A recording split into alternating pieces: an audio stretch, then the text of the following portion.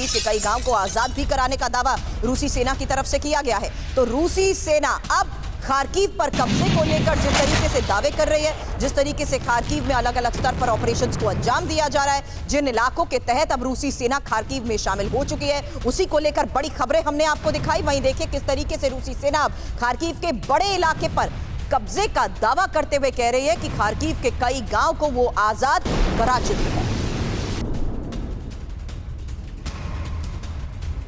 वहीं एक और सबसे बड़ी खबर यह आई कि रूसी हमले से पहले यूक्रेन के 23 इलाके, जहां 24 घंटे में 104 बार कॉम्बैट एंगेजमेंट को लेकर यह खबर आई है और 24 घंटे में 108 रूसी एयर स्ट्राइक्स भी हुई हैं। 24 घंटे में यूक्रेन पर 120 MLRS अटैक, 24 घंटे में 120 यूक्रेनी ठिकानों पर बमबारी। हालांकि जिस तरीके से ये बड़े दावे किए जा रहे हैं, तस्वीरें भी सामने आ रही हैं कि किस तरीके से 24 घंटे के अंदर अलग अलग जगहों पर बमबारी और अटैक्स को अंजाम दिया गया। खबर क्या है? 120 यूक्रेनी ठिकानों पर बमबारी को लेकर खबर है कि यूक्रेन पर 120 MLRS अटैक हुए हैं। खबर है कि 108 रूसी एयर स्ट्राइक्स को अंजाम दिया गया है और 104 बार कॉम्बैट एंगेजमेंट को लेकर जिस तरीके से ये बड़ी दावे किए जा रहे हैं और इंफॉर्मेशन आपके सामने रखते हैं, क्योंकि अब ये साफ हो गया है कि रूसी हमलों से यूक्रेन दहलता जा रहा है और किस तरीके से किन किन इलाकों पर हमलों को अंजाम दिया गया है उसकी इंफॉर्मेशन भी रख रहे हैं आपके सामने। जहां जानिए कि किस तरीके से खार्किव में ही साथ ही अलग अलग इलाके यहां पर देखें, Sumy, Lyman, Donetsk, Zaporizhzhia, Luhansk, Chernihiv, Dnipro, Kherson, Mykolaiv,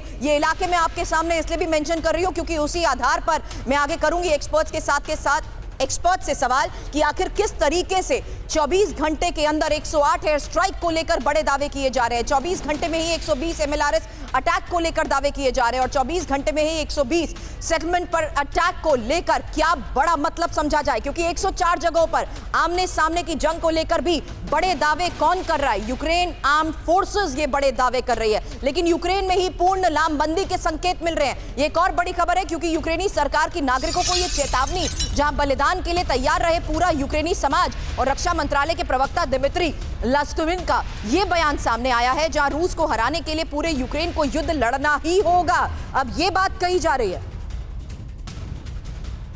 Ukraine में पूर्ण लामबंदी का अलार्म, इंफॉर्मेशन अब इसी आधार पर आपके सामने, जहां यूक्रेन में 18 मई से नया लामबंदी कानून लागू होगा और यूक्रेनी सरकार ने पूर्ण लामबंदी के संकेत दे दिए हैं। रक्षा मंत्रालय के प्रवक्ता ने नागरिकों को तैयार रहने को कह दिया है। यूक्रेन में सैन्य भर्ती नियमों में संशोधन कर उम्र सीमा भी घटा दी गई है। जरूरी सैन्य सेवा से इनकार करने वालों के बैंक खाते जब्त होंगे और सैन्य सेवा न देने पर संपत्ति पर जुर्माना लगाने की धमकी को लेकर भी खबर आई है। जहां जानिए कैसे पिछले 4 महीने में ही 1,11,000 यूक्रेनी सैनिकों की मौत को लेकर भी बड़े दावे किए जा रहे हैं। लेकिन कीव को लेकर यूक्रेन किस तरीके से आगे हो रहा है परेशान, एक खबर है क्योंकि ज़ेलेंस्की को डर रूस कर सकता है कीव पर हमला और कीव को बचाने के लिए अब ब्रिगेड तैयार, 10 नई ब्रिगेड तैयार यूक्रेन कर रहा है। कीव के लिए सुरक्षा चक्र तैयार यूक्रेन कर रहा है। और जो हालात हैं उसके मुताबिक कीव के लिए सुरक्षा चक्र की यूक्रेन की तैयारी को लेकर भी करूंगी सवाल, लेकिन उससे पहले ये इंफॉर्मेशन, 10 नई ब्रिगेड तैयार यूक्रेन कर रहा है। कीव को बचाने के लिए ब्रिगेड कैसे तैयार हो रही है, इस बारे में और इंफॉर्मेशन रखते हैं आपके सामने।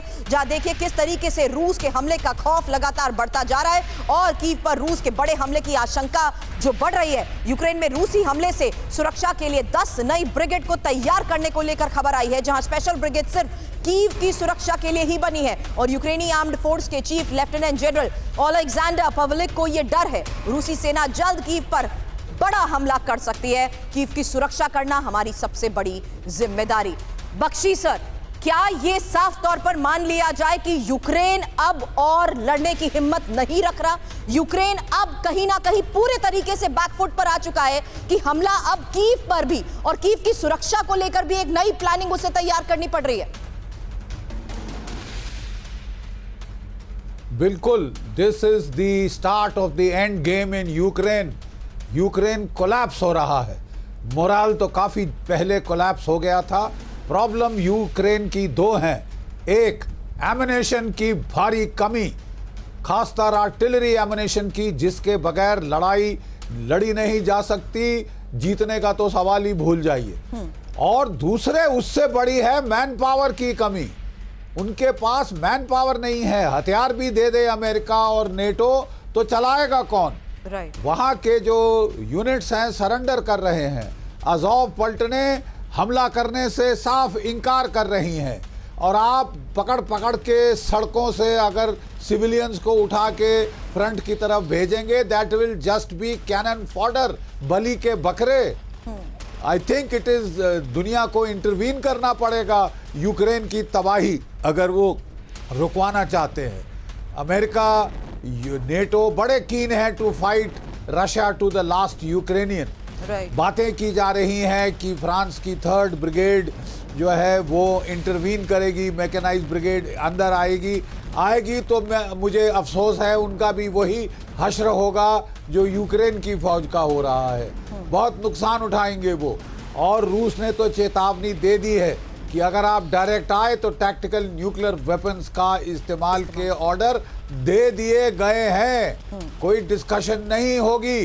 This is end game Ukraine. हम बहुत देर से कह रहे थे कि ये यूक्रेन के लिए पागलपन है कि वो अमेरिका और नेटो की लड़ाई आखिरी यूक्रेन तक लड़े, और देखिए किस तरह पीट रहे हैं वहां की जनता को आगे भेजने के लिए। जो ऐसे लोग भेजे जाते हैं फ्रंट की तरफ, वो क्या सर खाक लड़ेंगे? वो पहले मौके पे अपना हाथ उठा के हथियार फेंक देंगे, सरेंडर कर देंगे। It's all over, it's all over bar the shouting. But is it getting over in Gaza too? अगला सवाल सर गाजा को लेकर करूंगी। बड़ी खबर है बख्शी सर, गाजा में आईडीएफ के महाविध्वंस को लेकर खबर है, जहां उत्तरी गाजा में इजरायल की एयर स्ट्राइक को लेकर इनपुट है और हमास के ठिकानों को एक बार फिर से किस तरीके से टारगेट किया गया, बमबारी में कैसे ज्यादातर इमारतें जमींदोज हुई, उसकी तस्वीरें भी आ रही है सामने। ये देखिए तस्वीर, उत्तरी गाजा में इजरायल की एयर स्ट्राइक की ये तस्वीर। हर तरफ काले धुएं का ये गुबार नजर आ रहा है क्योंकि लगातार हमलों को अंजाम आईडीएफ दे रहा है। उत्तरी गाजा में इजरायल की एयर स्ट्राइक के बाद की ये तस्वीर आपने देखी, जहां बमबारी के बाद इमारतें जमींदोज हो गई।